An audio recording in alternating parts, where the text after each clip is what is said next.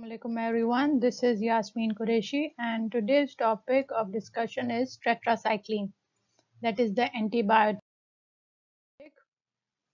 Tetracycline are among the most important broad spectrum antibiotics which are the member of the tetracycline family. The tetracyclines are obtained by the fermentation procedure from the Streptomyces species or by the chemical transformation of the natural product. So there are two ways of the synthesis of the tetracycline, either by the fermentation procedure or by the chemical transformation. Okay, now the structure of the tetracycline. Tetracyclines are the amphoteric compound. Amphoteric means able to react both with as an acid or an base. These tetracycline may form salts with either acid or bases. These amphoteric antibiotics will crystallize out of the aqueous solution of their salt, however, unless stabilized by an excess of acid. So they can crystallize of their salt unless they should be stabilized with the excess of acid. The hydrochloride salts are used most commonly for the oral administration and usually are encapsulated because they are bitter in taste. Water-soluble salt may be obtained also from bases such as sodium or potassium hydroxide, but they are not stable in aqueous solutions. Water-insoluble salts are found with the divalent and the polyvalent metals. Example of the divalent metals include magnesium, calcium, cobalt, and polyvalent include chromium, copper, gold. Polyvalent, as the name is indicated, basically means having the valency of 3 or more, divalent having 2. Okay. Now this is the general structure of the tetracycline. As the name is indicated, it have tetra or the 4 rings. 1, 2, 3, 4, or these rings are called as the A, B, C and D. Numbering is also given there 1, 2, 3, 4, and then this is 5, 6, 7, 8, 9, 10, 11, 12. Now the numbering in the middle, you can see that they are given as the 4A, or by the 12 it is called as the 12A, or sometime it is also called as the 1A, 11A, okay, 5A. Now there are certain examples which are given of the tetracycline. Tetracycline itself, when R is H, R2 is OH, R3 is methyl, and R4 is H. So out of these all, I would suggest to memorize the minocycline, doxycycline, yes, tetracycline. At least memorize these three and draw their structure separately. Okay. You can see in the structure there are various attachment, like on the third position there is hydroxyl group, and on the second position the attachment of amide is there, hydroxyl group on the 12th position, 10th position. Okay. Okay, there is an interesting property for the tetracycline is that they have the ability to undergo epimerization. Epimerization is the process of formation of the epimers. Epimers are the isomers at the carbon number 4 in the solution of the intermediate pH. Means the epimers are formed, but the requirement is the pH range must be intermediate. And the epimers which are formed, these derivatives are called as the epitetracyclines. Okay, let's have a look on the structure. That these epimers, you can see at the fourth position the bonding of the nitrogen is different, and those derivatives are called epitetracycline. How they are formed and they are formed in the intermediate pH, but the equilibrium is obtained in the acidic condition, and it will take 1 day, and after that in a one day the solution will be consist of the equal amount of the isomers. Thus they exhibit much less activity than the natural isomers like these one. These epiisomers have the less activity, thus accounting for the decreased therapeutic value of the aged solution. So if the solution tetracycline are present in the solution form and their activity is decreased, is because of the formation of these derivatives or the epitetracyclines.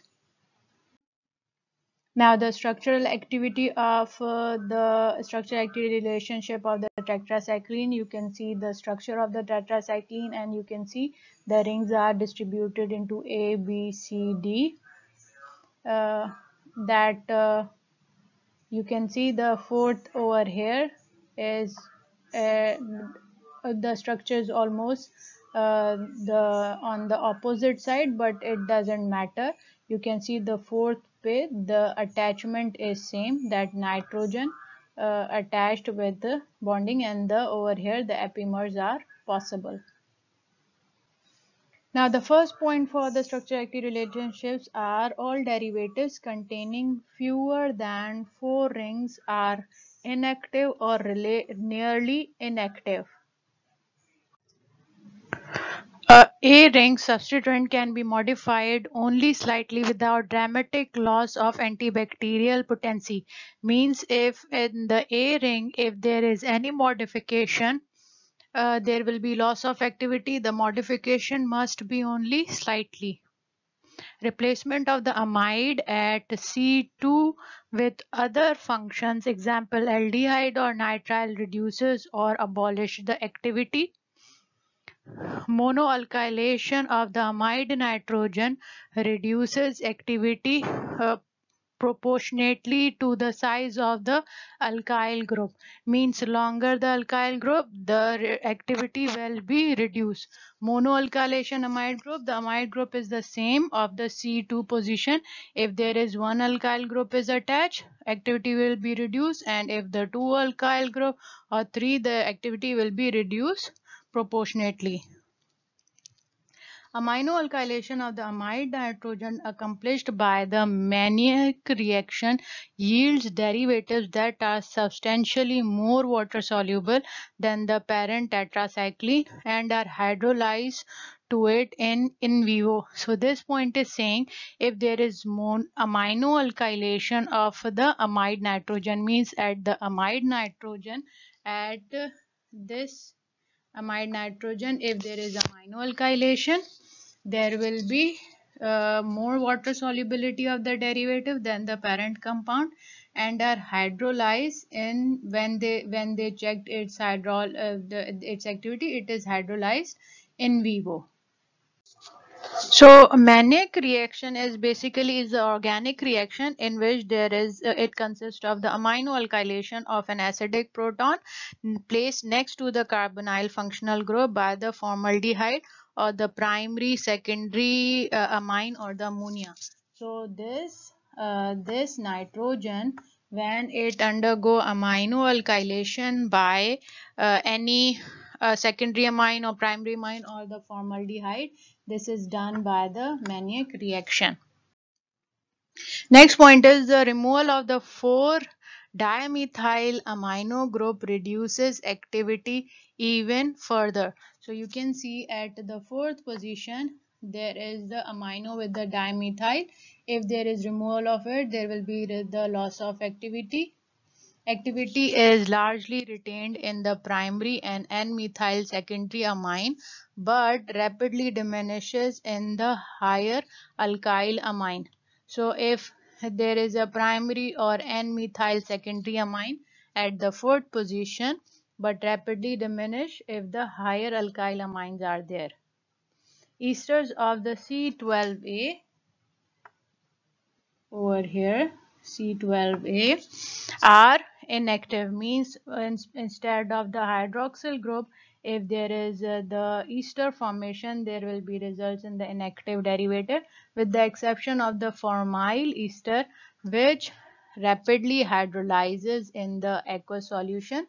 So if there is the formation of the formyl ester, it means, for example, over here, if there is a ester formation with just one methyl, let me draw over here. Like for example, this was the hydroxyl group, okay, but instead of the hydroxyl group, this hydrogen is removed, and then there is formation of the formyl ether CH3.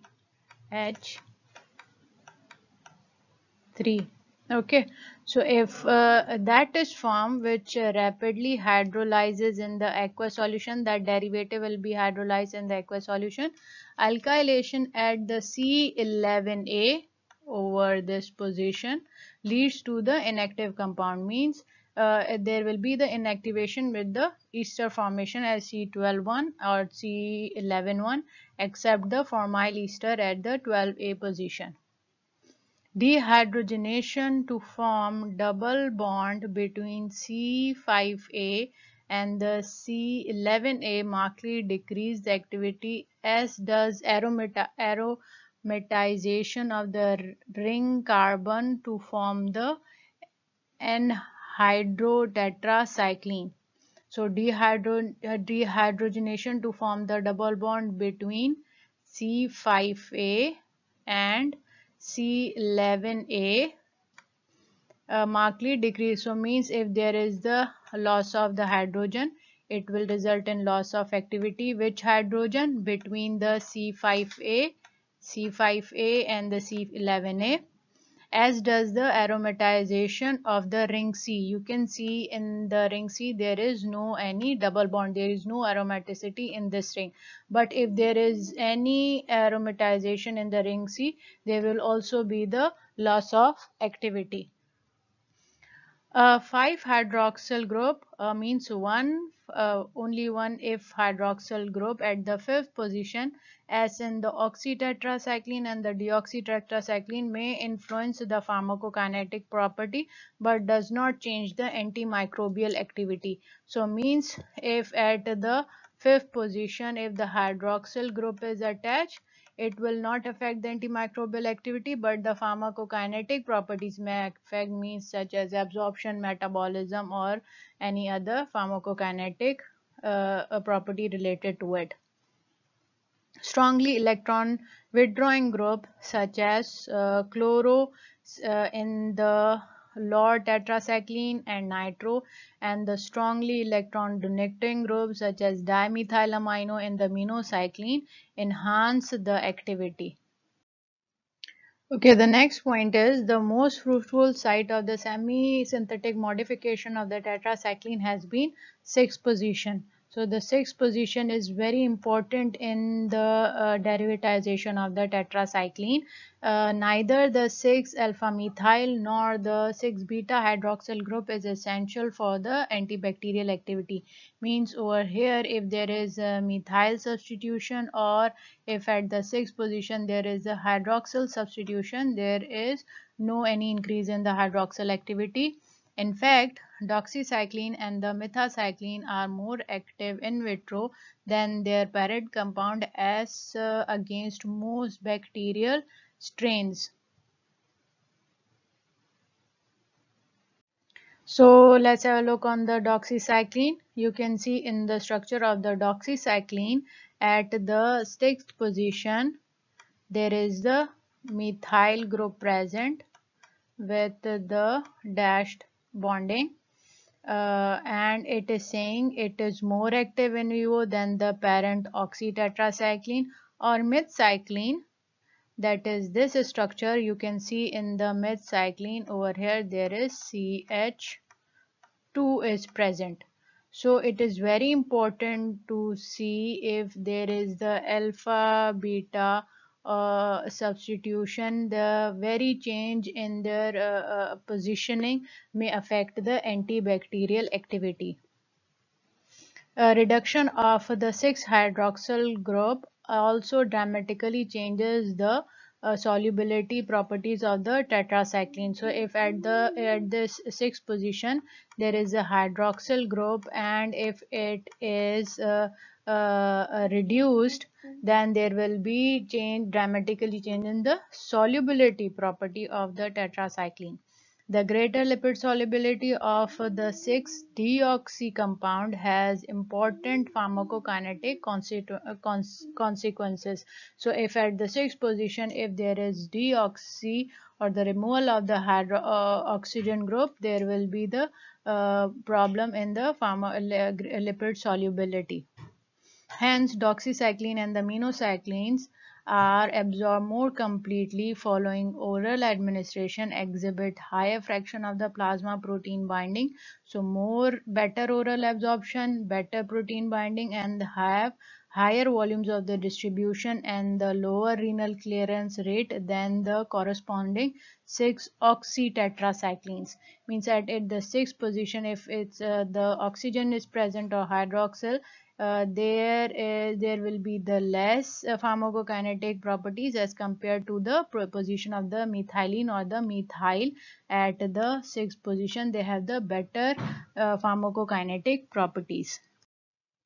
Okay, the next point is polar substituent, that is hydroxyl group at C5 or C6 decreases the lipid solubility versus the water solubility of the tetracycline.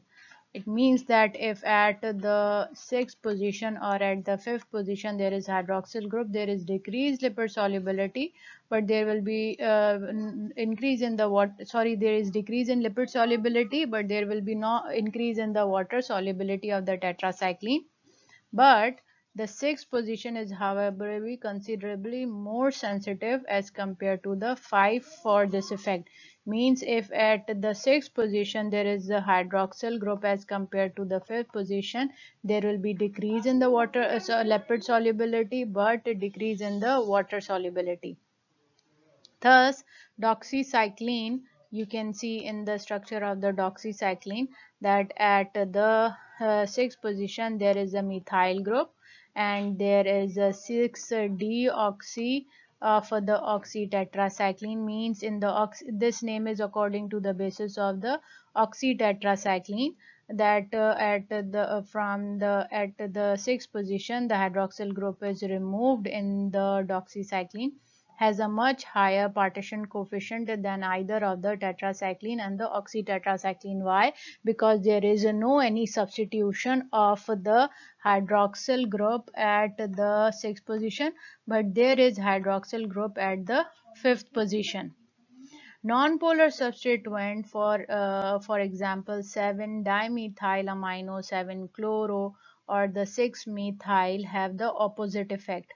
Means if the non-polar, like you can see over here at the seventh position, chlorine is there in the chlorotetracycline, there will be the opposite effect. The partition coefficient of the chlorotetracycline is substantially greater than that of the tetracycline and slightly greater than that of the demiclocycline, because of the presence of the non-polar substitution at the sixth position, or if there is the 6-methyl group, you can see there is a 6-methyl group in the chlorotetracycline, they have the greater partition coefficient.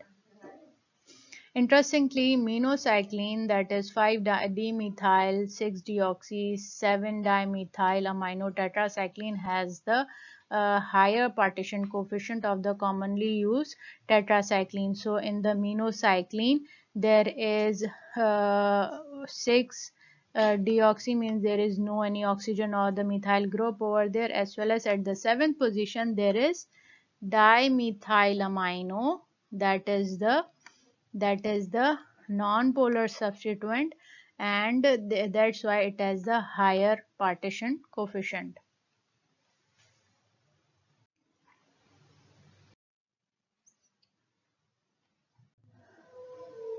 Okay, biological activity. Stable chelates complexes are formed by the tetracycline with many metals including calcium, magnesium, and iron. So tetracycline have the ability to make the complex. They are called as the chelates. with the they may complex with the metals. Okay, so such chelates are usually very insoluble in water, accounting for the impaired absorption of most, if not all, tetracycline in the presence of the milk, calcium, magnesium, and aluminum containing antacids, and the iron salts. So, if the tetracycline is given with the milk, or if the calcium is there in the body, they have that tetracycline have the ability to make complex with these metals, and because of that, there is the impaired absorption. Soluble alkalinizers such as sodium bicarbonate also decrease the GI absorption of the tetracycline. So if there are alkalinizers such as sodium bicarbonate or even the antacids or the iron salts, they also decrease the absorption of the tetracyclines. The affinity of the tetracycline for the calcium causes them to be incorporated into the newly forming bones and teeth as the tetracycline calcium orthophosphate complexes. Means if the patient is taking tetracycline, and this tetracycline may complex with the calcium, and this calcium is deposited in the bones or kidney, because these bones sorry, not kidney, bones and teeth, because these bones and teeth require calcium, and the ability of the tetracycline to make complex with the calcium, which called as the tetracycline calcium orthophosphate complexes, it is a side effect of having the tetracycline. Deposits of these antibiotics in teeth cause a yellow discoloration that darkens, a photochemical reaction over time. Now, just imagine if with the calcium, now obviously bones require calcium and teeth require calcium, but when this calcium is complex with the tetracycline and deposited in the teeth, there will be the yellow discoloration, and this yellow discoloration with the time becomes darken in color. Tetracycline are distributed into the milk of lactating mothers, again due to this complex formation, and will cross the placental barrier into fetus. The possible effects of these agents on the bones and teeth of the child should be considered before their use during pregnancy or in the children younger than 8 years of age, because these time during pregnancy or the this age period, the body require high calcium because of the growing bones and teeth. The polar tetracyclines means if the tetracyclines are polar, they experience more complexation in the gut, as well as they undergo the acid catalyzed destruction in the stomach. The HCl which is present in the stomach, the tetracycline are destroyed by that stomach, and due to the complexation with the metal, the absorption is also suffered of more the polar tetracyclines are. Poor oral absorption coupled with the biliary excretion of some tetracycline is also thought to cause a higher incidence of the super infections from the resistant microbial strains, because of the less absorption as well as the more biliary excretion. They are caused to have the supra infection, and the bacteria become resistant. That's why it is more problematic. Superinfections means if the cell is previously infected by that microorganism is again infected by that, that is called the superinfection. So there are more chances of the superinfection by these resistant microbial strains. Why? Because of the low oral absorption as well as the biliary excretion of the tetracyclines. The more polar tetracycline, however, are excreted in the higher concentration in the urine. So if the tetracycline are more polar in nature, their excretion is also high. Okay, and the percentages are given, such as 60% for the tetracycline, 70% for the oxytetracycline. Then the more lipid soluble compounds, if the tetracyclines are the lipid soluble, the excretion is also less. That is 33% for the doxycycline and only 11% for the minocycline. Significant passive renal tubular reabsorption coupled with the higher fractions of the protein binding contributes to the lower renal clearance and longer duration of action of the deoxytetracycline and minocycline compared with those of the other tetracyclines, especially tetracycline and the oxytetracycline. So it is explaining that if there is passive renal reabsorption, okay, if there is again reabsorption in the body, and if there is the higher protein binding to the lower renal clearance and the longer duration of action of which of doxycycline and the minocycline as compared with the other tetracycline, especially tetracycline and the oxytetracycline, means these two tetracyclines, they have the lower lower renal clearance, they have the higher fraction of protein binding, and they have the passive tubular reabsorption as compared to tetracycline. So this point explains that though their general structure is same, but because of the various substitution, they vary in their reabsorption, they vary in the longer, either the tetracycline may be longer duration of action or they have the higher protein binding as compared to the other tetracycline. So you can say that the doxycycline and the minocycline have the longer duration of action as well as the high protein binding, and they also undergo the renal tubular reabsorption. Minocycline also exercise significant N-dealkylation catalyzed by the cytochrome P450 oxygenases in the liver, which contributes to its comparably low renal clearance. So it undergo the metabolism. That's why it have also low renal clearance of the parent drug of minocycline. Although all tetracycline are distributed widely into the tissues, the more polar ones have the larger volume of distribution than the non-polar compounds. The more lipid-soluble tetracycline, however, distributes better to poorly vascularized tissue. It is also claimed that the distribution of the doxycycline and the minocycline into the bone is less than that of the other tetracycline. Now the bacterial resistance mechanism.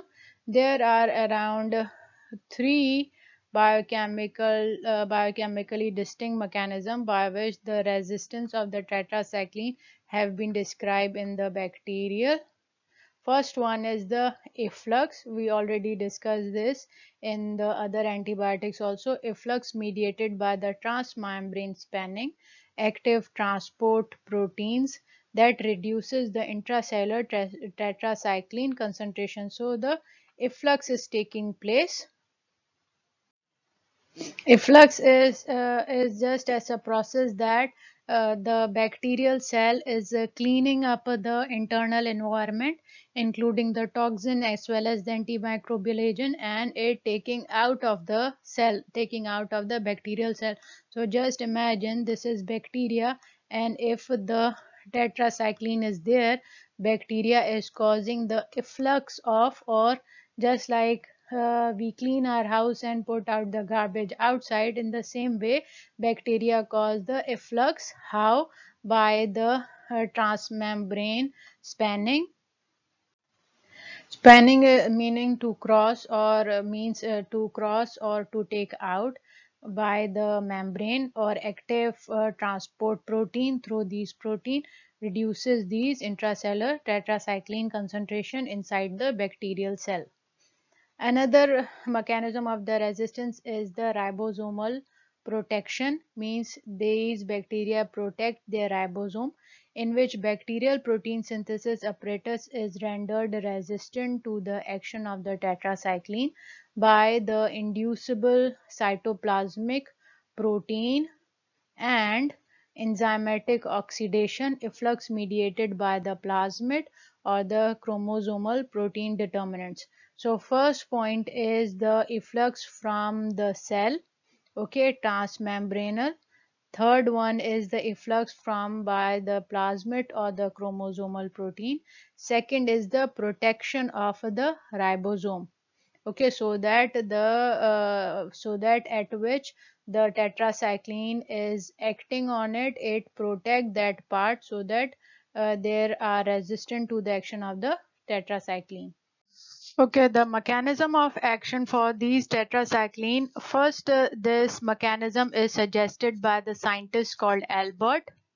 Again, I am phasing on the point that it is suggested by the Albert that due to the strong binding properties of the tetracycline with the metal ion, the cause the Albert to suggest that their antibacterial property may be because of an ability to remove the essential metal ion as the chelate compounds. So if the tetracycline have the ability to make complexes with the metal, he thinks that it is the property which is causing which is causing the antibacterial effects. How the magnesium ion in the molecular processes affected by these antibiotics in the bacteria. Okay, so there are maybe these magnesium ion in the bacterial cell which are made complexes with the tetracycline, and then these complexes are excreted out of the body.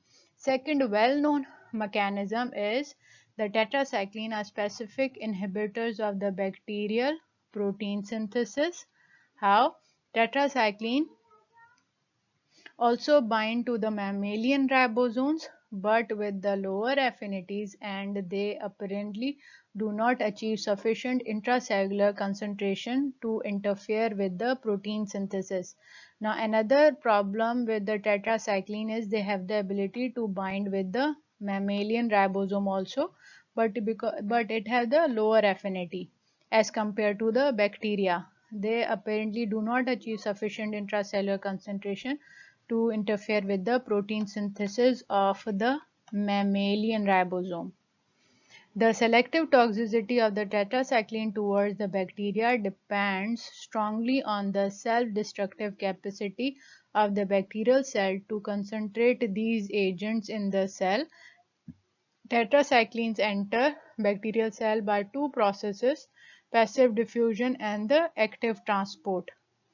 So this point says the toxicity, how it is toxic to these tetracycline are toxic to the bacteria. It depends upon the self-destructive capacity of the bacterial cell, because it concentrate into these bacterial cell and which results in the self-destruction of the bacteria. How the tetracycline enter into the bacterial cell? By passive diffusion or active transport. The active uptake of the tetracycline by the bacterial cell is an energy-dependent process that requires ATP and the magnesium ions. Now, the indication of the therapeutic application, I try to minimize this topic. It can be as huge as a full chapter of 25 to 30 pages, but I try to minimize it. That's why these indications are uh, quite specified. The tetracycline have the broadest spectrum of the activity of any known antimicrobial agents. They are active against a wide range of the gram-positive and the gram-negative bacteria, spirochetes, mycoplasma, rickettsia, and the chlamydia. Their potential indications are therefore numerous. Their bacteriostatic action, I know you would be asking me either it is a bacteriostatic or bacteriostable. It is have the bacteriostatic action. However, this bacteriostatic action have the disadvantage in the treatment of the life-threatening infections such as septicemia, endocarditis, and meningitis because they require a bactericidal infection. But the tetracycline has the bacteriostatic action. But the aminoglycosides or the cephalosporin usually are preferred for the gram-negative and the penicillins for the gram-positive infections. Why? Because of the tetracycline has the bacteriostatic action. Because of the incomplete absorption and their effectiveness against the natural bacterial flora of the intestine, tetracycline may induce supra-infection caused by the pathogenic yeast Candida albicans. Now, another problem with the tetracycline, along with the incomplete absorption, is the killing or the inhibition of the bacterial flora of the intestine, which were protecting against the various yeast species or various other infections like Candida albicans. But once the patient is taking tetracyclines, these bacterial flora are also inhibited. That's why there are chances of the supra infections. Resistance to the tetracycline among both gram-positive and the gram-negative bacteria is relatively common. Adverse effects: parenteral tetracycline may cause severe liver damage, especially when given in the excessive dosage to the pregnant woman or patient with the impaired renal function. That is all for the tetracycline. Hope you have understood. Thank you. Allah Hafiz.